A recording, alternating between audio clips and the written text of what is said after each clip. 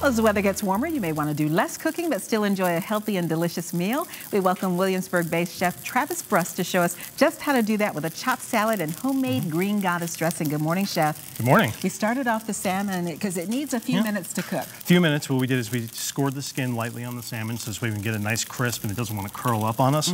Then we flip the salmon over. We're going to add a little bit of European butter, some thyme. We also have a garlic clove in there. I notice European butter has gotten very popular in cooking these days here in the U.S.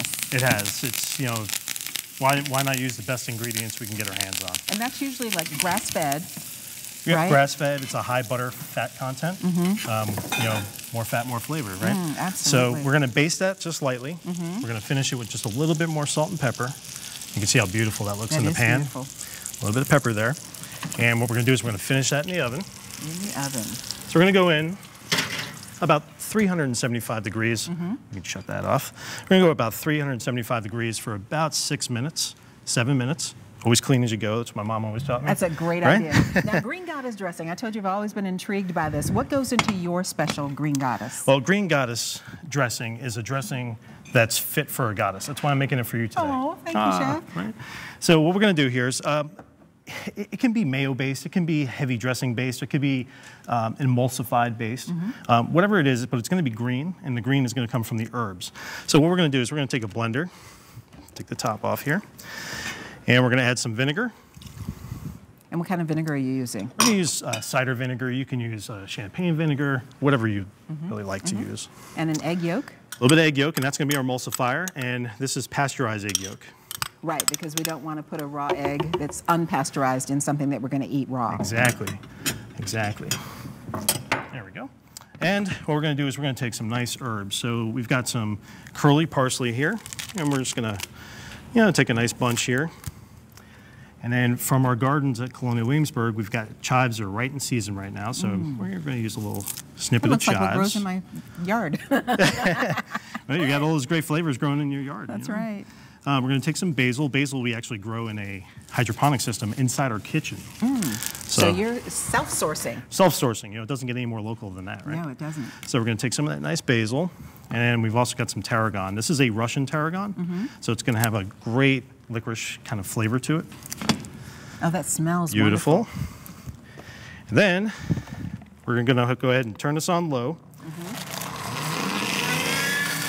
we'll stream in our oil.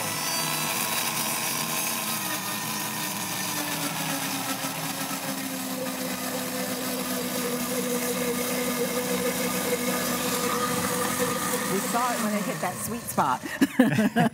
Absolutely, you know, and it comes together nicely. It's very aromatic. Super aromatic. It's beautiful. Absolutely. And you're using this on a kale salad. So I was asking, kale is still as popular as it was?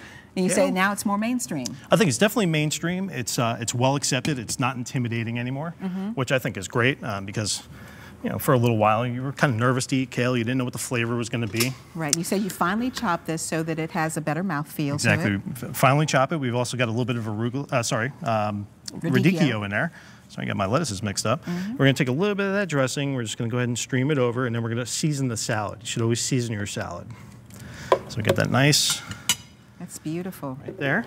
And then we're just going to take a little bit of salt and pepper, a little bit of kosher salt. Yeah, that's kind of flaky. I like that. Nice and flaky. It kind of has a little bit of tooth to it still. A little bit of black pepper, which we toast first, the seeds, and then we fine grind it. So we're just going to go ahead and toss that around. And you can smell the aromatics there coming out. They're beautiful. It's really nice. And we're going to take our bowl. Beautiful. And we'll go ahead and scrape our salad into there. And we've got about 20 seconds. 20 seconds. That's okay.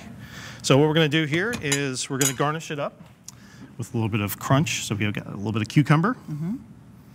That's nice. And we'll put this recipe on our show website by early this afternoon at WTVR.com/VTM.